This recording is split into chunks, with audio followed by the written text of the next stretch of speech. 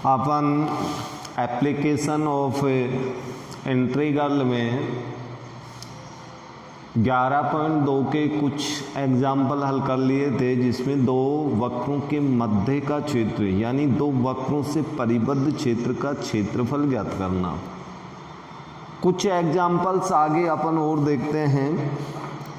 Example number 15 जो books में दे रखा है कि एक वक्र x² + y² = 2 तथा x बराबर y² के मध्य छोटे भाग का क्षेत्रफल, यानी आपको ये दोनों वक्र दिए हुए हैं बराबर 2, ये एक नंबर है, और दूसरा है y बराबर y² बराबर x, 2 नंबर।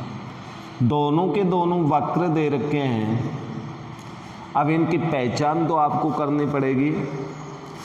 ये हम जानते हैं पहले नंबर का वक्र है, एक वृत्त है, और इस वृत्त के अंदर केंद्र मूल बिंदु है और त्रिज्या इसकी √2 के बराबर है। तथा दूसरा जो वक्र है ये एक परवल है जो x अक्ष के पारित सममित है और धनात्मक दिशा में खुलता है। तो ये आपको पहचान होनी चाहिए, और जब आपको पहचान है इन चीज़ों की तो आप डायरेक्ट इसका एक रेखा चित्र बनाइए। रेखा चित्र अपन बनाते हैं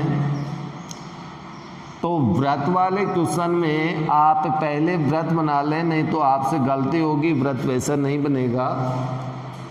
यानी यहाँ केंद्र मान करके एक वृत्त बना दीजिए प्रकार से, तो आपके पास इस प्रकार से एक वृत्त बनेगा। ये मूल बिंदु है, इसकी केंद्र से परिधि तक यहाँ ये त्रिज्या की लंबाई अर्थात त्रिज्या इसकी √2 है, कोटि 0 होगी। परवलय है उसका शीर्ष मूल बिंदु होगा और x अक्ष के पारित सममित होगा। ये परवलय का समीकरण, परवलय का चित्र है। दोनों वक्रों के मध्य छोटे भाग का क्षेत्रफल ज्ञात करना है, तो दोनों वक्रों के मध्य छोटा भाग तो आपका यही बनेगा। इस छोटे भाग का क्षेत्रफल ज्ञात करना है, और इस भाग का क्षेत्रफल ज्ञात करने के लिए देखिए यहाँ इस बिंदु P से एक लंब डालना पड़ेगा। ये P मान लेते हैं, यहाँ से लंब डालें तो ये लंब डलेगा, और इस लंब के इधर वाला भाग तो परवलय से गिरा है और लंब के इधर वाला भाग ये वृत्त से गिरा है। अर्थात जब इसमें dx चौड़ाई की ये जो पट्टी बनाएंगे अपन, यहाँ से यहाँ तक की जो पट्टी हैं वो इस परवलय से यानी सेकंड नंबर के वक्र से गिरेंगे, और जो इधर वाली पट्टी हैं ये आपके फर्स्ट नंबर के वक्र से गिरेंगे। अर्थात y का मान फर्स्ट वक्र से और सेकंड वक्र से इधर वाले के लिए।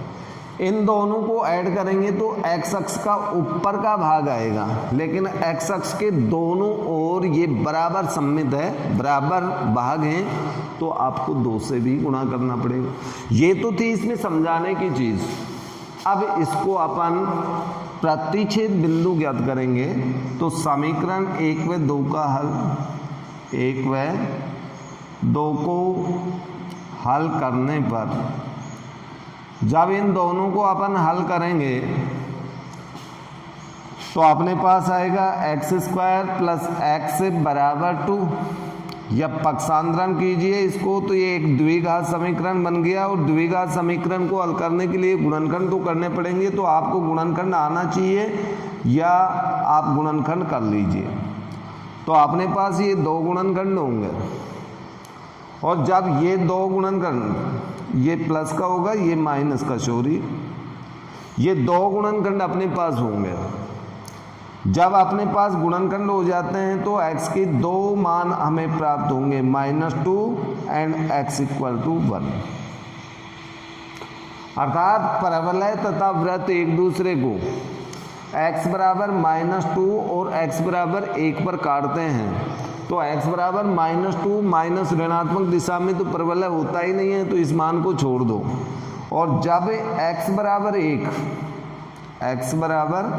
1 तो y के मान इसमें मान रख दो, तो y² बराबर 1 या y बराबर ±1, अर्थात प्रतिच्छेद बिंदु हमें 2 प्राप्त हुए। कौन कौन सा? 1 1 तथा 1 -1। इन 2 बिंदुओं पर ये दोनों वक्र प्रतिच्छेद करेंगे तो P के जो निर्देशांक होंगे वो 1 1 होंगे। इसका अर्थ ये हुआ कि यहाँ पर कोई बिंदु होगा उसके निर्देशांक 1 0 होगा। इसका अर्थ ये हुआ कि मूल बिंदु से लेकर के इस लंब तक जो पट्टी है, अर्थात सीमा 0 से लेके x बराबर 1, तो इस वक्र नंबर सेकंड से, और 1 से लेके √2 तक की सीमा होंगी वक्र नंबर फर्स्ट से गिरी हुई पट्टी। ये बात आपकी समझ में आ गई होगी।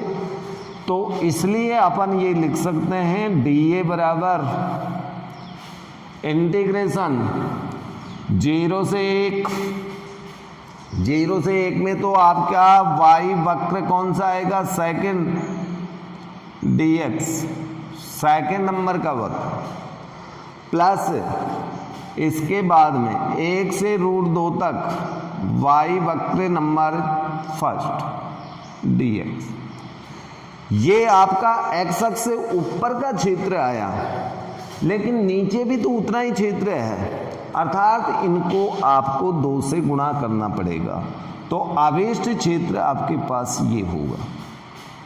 ये आपको फॉर्मूला लगाना है। अब मान रखते जाइए, 2 इंटीग्रेशन 0 से 1 y का मान निकाल लो, इससे कितना आएगा? √x dx, प्लस 2 इंटीग्रेशन 1 से √2 एंड y का मान इससे निकालिए, तो y का मान निकालोगे तो आपके पास √2 - x² आएगा dx।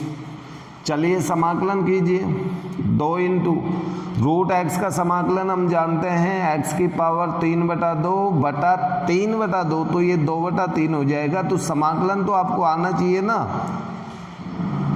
0 से 1 प्लस 2 इंटू इसका समाकलन, ये विशेष सूत्र है, तो विशेष सूत्र का प्रयोग करेंगे अपन, तो x/2 √2 - x² प्लस a² का मान 2 है, sine inverse x/a, a means √2 की पावर अपने पास सीमा के रूप में दे रखी है 1 से √2, तो ये सीमा लगा दो। ओके, अब इसके बाद में 2 इंटू 2/3, ये तो बाहर हो जाएगा, x की पावर 3/2 को सीमा 0 से 1 प्लस 2 इंटू, अब इसमें सीमा का प्रयोग कीजिए, अपर सीमा का प्रयोग करें यानी √2 को इसमें करें तो ये 0 होगा, प्लस √2 लगाने पर ये आएगा अपने पास साइन इनवर्स 1, ये तो अपर सीमा की द्वारा। लोअर सीमा का प्रयोग करें तो यहाँ पर अपने पास मान आएगा माइनस, इसमें 1 रखेंगे, 1 रखने पर अपने पास आएगा 1/2 प्लस ये आएगा अपने पास साइन इनवर्स 1/√2, ये लोअर सीमा का प्रयोग हो गया, बराबर 4/3, इसका प्रयोग करने पर 1 लोअर सीमा 0 प्लस 2 इंटू साइन इनवर्स 1 का मान होता है π/2 माइनस 1/2 प्लस साइन इनवर्स 1/√2 का मान होता है π/4। अब इसके बाद आगे हल करें तो ये 4/3 प्लस 2 से अंदर इसको गुणा करेंगे तो ये पाई माइनस 1 प्लस π/2, ओके, अब इसको आगे जोड़ने पर ये हो गया अपने पास 3 पाई बटा 2, और ये अपन को घटाना पड़ेगा तो 1/3 प्लस 3 पाई बटा 2, ये मान हमें प्राप्त होता है। एक मिनट, यहाँ पर चिन्ह की गलती देखिए, ये माइनस से गुणा करेंगे तो ये भी तो माइनस होगा ना, तो यहाँ पर आपके पास पाई बटा 2 ही शेष बचेगा। पाई में से पाई बटा 2 घटाएंगे पाई बटा 2, तो ये वर्ग इकाई हमें क्षेत्रफल के रूप में प्राप्त होगा, वर्ग इकाई। यानी कुल मिलाकर की बात ये थी कि 2 वक्रों से घिरे हुए क्षेत्र का क्षेत्रफल या 2 वक्रों से परिबद्ध क्षेत्र का क्षेत्रफल जब भी अपन निकालते हैं, उस स्थिति में 2 वक्र या 2 से अधिक वक्र हैं तो उनका एक रेखा चित्र बनाएं, और रेखा चित्र बनाने के बाद परिबद्ध क्षेत्र को छायांकित कर दें। छायांकित करने के बाद में आप ये देखें कि एक्स अक्ष से ऊपर वाला क्षेत्र कौन कौन से वक्रों से घिरा हुआ है। तो ऊपर वाले भाग में 2 भाग बन रहे थे, एक तो आपका परवलय से गिर रहा था, एक वृत्त से गिर रहा था। परवलय से जो गिरा है 0 से 1 तक का, और जो वृत्त से गिर रहा है वो 1 से लेकर √2 तक गिरा हुआ है। लेकिन ये एक्स अक्ष के दोनों ओर सममित है, सममित है तो आपको 2 से गुणा करना पड़ेगा। ठीक है जी। नेक्स्ट एग्जाम्पल बहुत ही इंपॉर्टेंट एग्जाम्पल है, एग्जाम्पल नंबर 16, बहुत इंपॉर्टेंट क्वेश्चन है। समाकलन का प्रयोग करते हुए उस त्रिभुज का क्षेत्रफल ज्ञात कीजिए जिसके शीर्ष हमने ये मान रखे हैं तीनों, ये आपको क्वेश्चन में दे रखा है। एक त्रिभुज के तीनों शीर्ष दे रखा है, उसका क्षेत्रफल ज्ञात करो। वैसे तो आपने पूर्व कक्षाओं में कक्षा 10 और 11 में भी क्षेत्रफल निकालना सीखा है, तो क्षेत्रफल के सूत्र की सहायता से हम आसानी से उसका क्षेत्रफल ज्ञात कर सकते हैं। लेकिन इसमें पहले ही लिखा हुआ है समाकलन का उपयोग करते हुए, यानी एप्लीकेशन ऑफ इंटीग्रल से ही अपन को करना है। तो जब इसका अनुप्रयोग करेंगे अपन समाकलन का, तो किस तरह से करना है। सबसे पहले हमने मान लिया शीर्ष A, B एंड C, तो इसका रेखा चित्र अपन बनाए तो एक त्रिभुज बनेगा। त्रिभुज बनने के पश्चात उसके अंदर रेखाएं भी, यानी उसकी भुजा बन जाएंगी। भुजाओं के समीकरण अपन को निकालने पड़ेंगे, यानी एक प्रकार से भुजा मीन्स क्या होगा, रेखा। तो उन रेखाओं के समीकरण हमें ज्ञात करना है। चलिए, पहला बिंदु -1 1 है, तो -1 1, तो ये बिंदु यहां पर आएगा -1 1, ए बिंदु ये -1 1। दूसरा बिंदु 0 5 है, 0 5 वाला बिंदु ये होगा, ये 0 5, और इसका नाम है B। तीसरा बिंदु 3 2, तो x का मान 3, y का मान 2, तो ये लगभग यहाँ हुआ। ये 3 2 है, इसका नाम है C। इन तीनों बिंदुओं को मिलाने से देखिए त्रिभुज इस प्रकार का बनेगा आपका A, B एंड C। तो यानी इस त्रिभुज का क्षेत्रफल अपन को निकालना है। इसे मैं छायांकित कर देता हूं। ये छायांकित भाग का क्षेत्रफल आपको ज्ञात करना है। ओके, अब इसका क्षेत्रफल ज्ञात करने के लिए देखिए आपके पास इसमें 3 रेखा बन गई। रेखा एक तो कौन सी, AB, जो इस प्रकार से है, AB रेखा, प्लस ये कौन सी है, BC, और नीचे आपकी है AC। इसका अर्थ ये हुआ कि जब समाकलन करेंगे तो x बराबर -1 से और समाकलन यहां तक होगा, x बराबर 3 तक। ये x बराबर 3 है, ये x बराबर -1 है। समाकलन -1 से 3 तक होगा, लेकिन इसके अंदर 1 से लेके यहाँ तक यानी x बराबर 0 तक यहाँ की जो पट्टी है इस रेखा से घिरी है। कौन सी रेखा से? AB से। और 0 से लेके 3 वाली रेखा BC से घिरी है। तो इन दोनों को तो जोड़ना पड़ेगा, जोड़ेंगे तो ये पूरा का पूरा क्षेत्रफल हमें प्राप्त होगा। लेकिन उसमें से 1 से लेके 3 तक का जो समाकलन है इस रेखा से नीचे वाला आपको घटाना पड़ेगा, तो अभी क्षेत्र प्राप्त हो जाएगा। लेकिन सबसे पहले इन तीनों रेखाओं के समीकरण ज्ञात करने पड़ेंगे। तो आप यहां लिखेंगे AB का समीकरण, और जब दो बिंदु आपको मालूम है A और B, तो उस रेखा का समीकरण ज्ञात करने के लिए सूत्र आपके पास y माइनस y1 बराबर y2 माइनस y1 बटा x2 minus x1 into x minus x1, जो कि 11th में पढ़ा था। इसके अनुसार आप रेखा AB का समीकरण ज्ञात कीजिए। तो y minus y1 means 1, y2 means 5 minus 1 बटा x2 का मान 0 है, 0 minus minus plus 1 into x minus x1 का मान माइनस 1 है, तो ये प्लस में हो जाएगा। तो इस प्रकार से अपने पास रेखा का समीकरण आएगा। रेखा का समीकरण y माइनस 1 बराबर 5 में से 1 घटाओ 4/1 x प्लस 4, या फिर y माइनस 1 बराबर 4x प्लस 4, या y बराबर अपने पास आ गया 4x प्लस 5।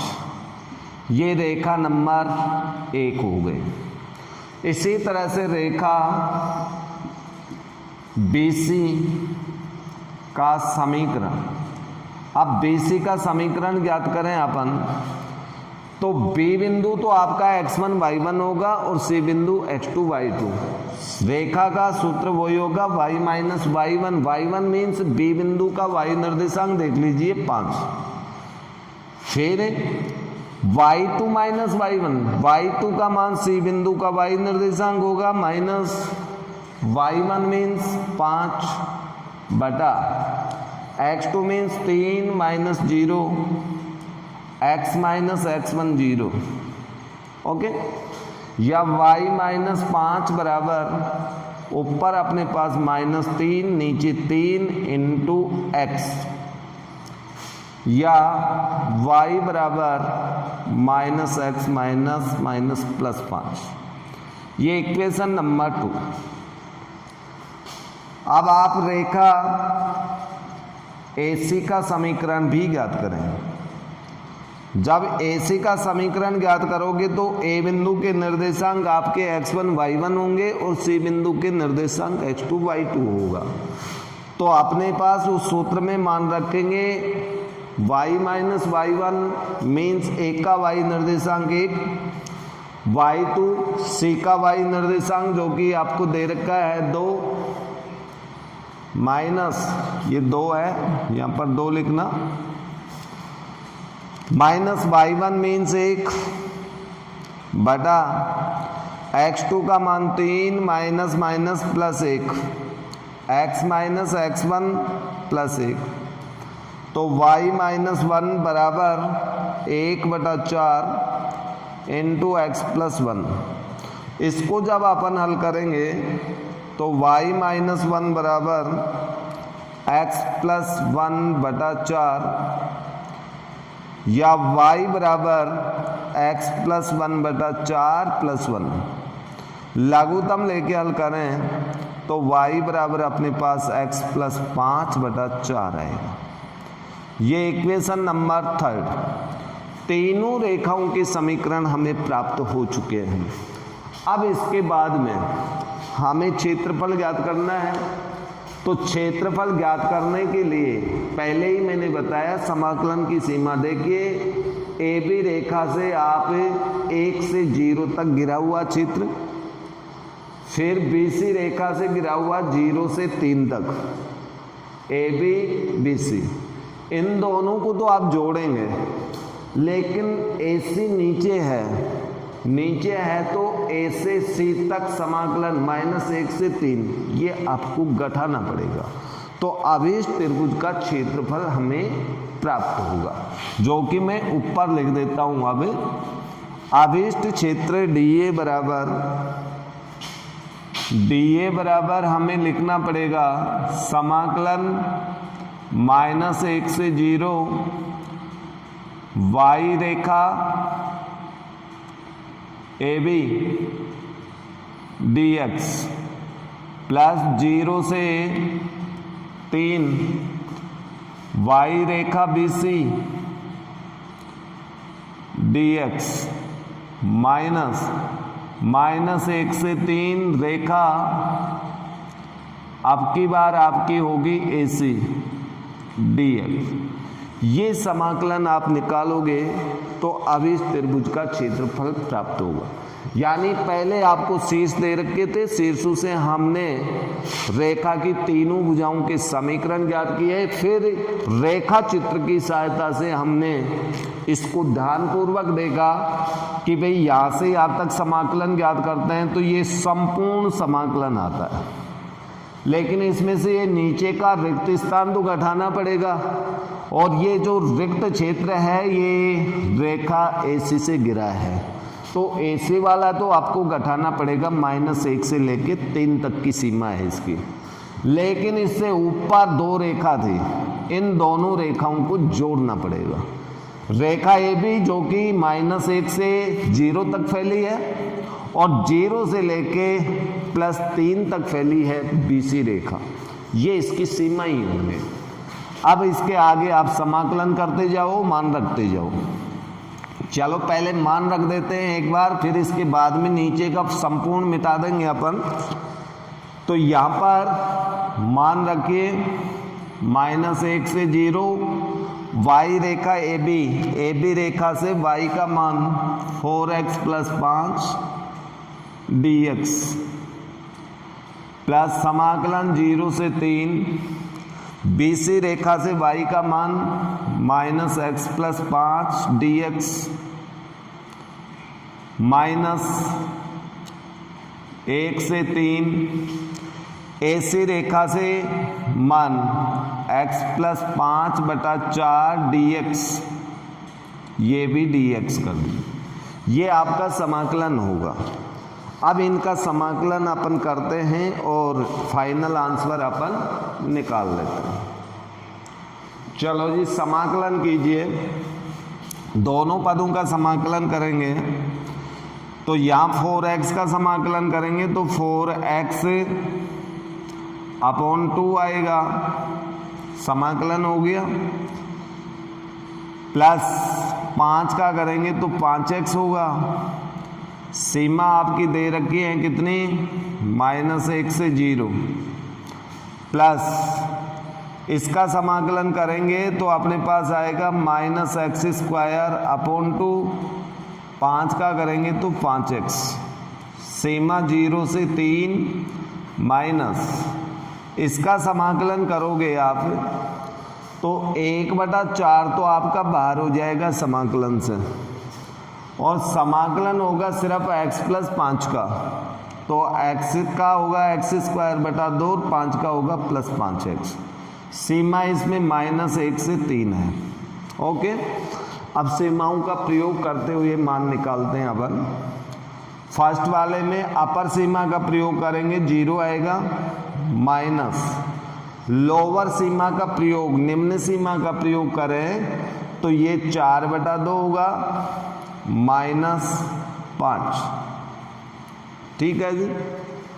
प्लस अपर सीमा का प्रयोग करेंगे तो -9/2 +15। फिर माइनस चिन्ह, लोअर सीमा निम्न सीमा का प्रयोग करने से 0, -1/4।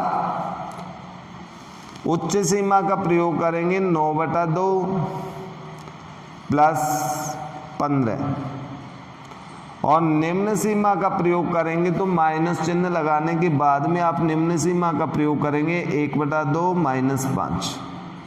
ओके, ये सीमाओं का प्रयोग हुआ। अब इसके बाद इसे हल करते हैं, तो यहाँ पर अपने पास बचा -2 - 5 प्लस यहाँ पर लघुत्तम लेके अपन हल करेंगे तो ये बचेगा अपने पास 21/2। इसके बाद -1/4, इसमें भी लघुत्तम लेके हल करेंगे तो ये आएगा 39/2 माइनस, इसमें भी लघुत्तम लेके अपन हल करें तो अपने पास आएगा -9/2, तो -9/2 और ये कोष्टक में। इसके बाद इसे हल करेंगे, -3 बचेगा जिसको 3 से गुणा करने पर +3 प्लस 21/2, यहाँ पर -1/4 है, इसको हल करने पर 39/2 माइनस प्लस 9/2, या फिर 3 + 21/2 माइनस 1/4, इसे लघुत्तम लेके हल करेंगे तो ये आएगा 48/2, या आगे हल करें अपन तो 3 + 21/2 माइनस, इसको हल करेंगे तो ये आएगा 48/8, या 3 + 21/2 माइनस के आगे 6, आगे हल करने पर अपने पास लघुत्तम होगा 2, तो 6 + 21 -12, लघुत्तम लेना सबको आता ही है, प्लस में हो गए अपने पास 27 - 12/2, शेष अपने पास बचा 15/2 वर्ग इकाई।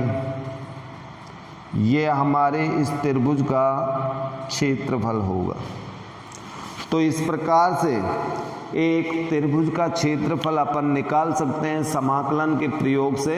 यदि उसके तीनों शीर्ष अपन को दे रखे हों तो तीनों शीर्षों से पहले तीनों भुजाओं के समीकरण ज्ञात करें और उसके पश्चात दो वक्रों के मध्य घिरे क्षेत्र के क्षेत्रफल वाले समाकलन सूत्र का प्रयोग करते हुए क्षेत्रफल ज्ञात कर दें।